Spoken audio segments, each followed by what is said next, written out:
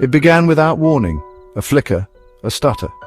Then silence. At 10:15 in the morning on Tuesday, March 25th, 2025, the internet, the lifeblood of the modern world, went dead.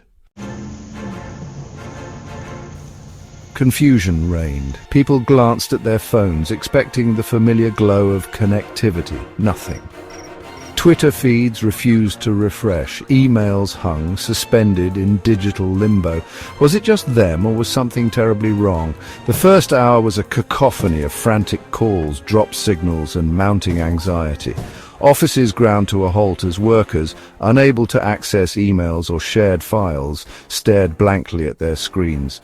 Social media, the go-to outlet for instant news and anxieties, remained stubbornly silent. By nightfall, the gravity of the situation was undeniable. This was not a local outage, not a temporary glitch. The internet, the ubiquitous network that had woven itself into the fabric of everyday life, was gone. Global markets reliant on the lightning-fast transactions of the digital age shuddered to a halt. Banks struggled to process transactions. Businesses, unable to operate without online systems, shut their doors. The delicate web of commerce, dependent on the internet's invisible hand, began to unravel.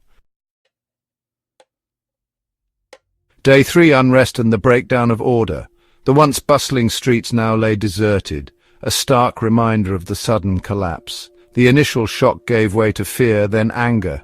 Faces once filled with hope now mirrored the uncertainty of the times. Cities, once vibrant hubs of digital connectivity, descended into chaos. The hum of daily life was replaced by the sounds of panic and confusion. Supermarkets, stripped bare by panic buying, became scenes of desperate struggles for dwindling supplies. Shelves that once overflowed with goods now stood empty, a testament to the fear gripping the populace. Without the internet to disseminate information and control the narrative, rumors spread like wildfire. People clung to any scrap of news, true or false, fueling the growing unrest. Protests erupted, fueled by fear, misinformation, and the very real consequences of a world suddenly thrust offline. The streets echoed with the cries of those demanding answers and solutions. Essential services, from traffic lights to hospitals, struggled to function, their digital lifelines severed. The infrastructure that society relied upon was crumbling, unable to cope with the sudden shift. Day 6. On the brink. Day 6 dawned on a world teetering on the brink. The sun rose over a city that seemed to hold its breath, waiting for what would come next. The once bustling streets were now silent, a stark contrast to the vibrant life that used to pulse through them. The initial chaos had given way to a grim determination to survive. Families and individuals alike were seen gathering supplies, their faces set with a steely resolve. The panic of the first few days had subsided, replaced by a focused effort to endure. People formed makeshift communities, sharing resources and information. In parks and open spaces, impromptu meetings were held where food, water, and knowledge were exchanged. These gatherings became the new lifeline, a beacon of hope in uncertain times. The internet, once a source of entertainment and connection, was now a distant memory, a stark reminder of a lost era. People reminisced about the days when information was just a click away, now replaced by face-to-face conversations and handwritten notes. The streets, once clogged with traffic, were eerily quiet, punctuated by the sounds of generators and the murmur of anxious conversations. The hum of engines was replaced by the low rumble of makeshift power sources, a testament to human ingenuity in the face of adversity.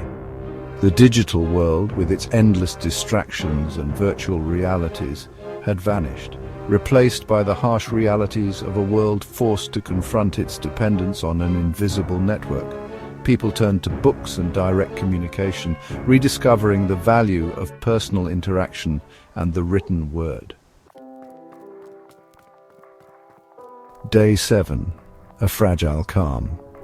On the 7th day, a fragile calm settled over the disconnected world. The streets, once bustling with the hum of daily life, now lay in a serene stillness. The initial panic had subsided, replaced by a weary acceptance of the new reality. People moved slowly, their minds heavy with thoughts of what had been lost. People emerged from their homes, blinking in the sunlight, their faces etched with a mixture of fear and resilience. What caused the outage? Theories abounded, but answers were scarce. When, if ever, would the internet return? Conversations were filled with speculation, hope, and a touch of despair. The digital silence was deafening. In the absence of answers, a profound uncertainty lingered. The world felt both vast and small, connected by shared confusion and isolated by the lack of communication. The internet, once seen as a tool, an extension of human ingenuity, had revealed its true nature. A lifeline, a digital umbilical cord. It was the thread that wove the fabric of modern society, and its absence had plunged the world into chaos. The sudden disconnect had left a void, a chasm that seemed impossible to bridge. As the sun set on the seventh day, the world held its breath, waiting for a sign, a flicker of hope that the digital darkness would lift, suspended between a past defined by digital connectivity and an uncertain future shrouded in the silence of a disconnected world.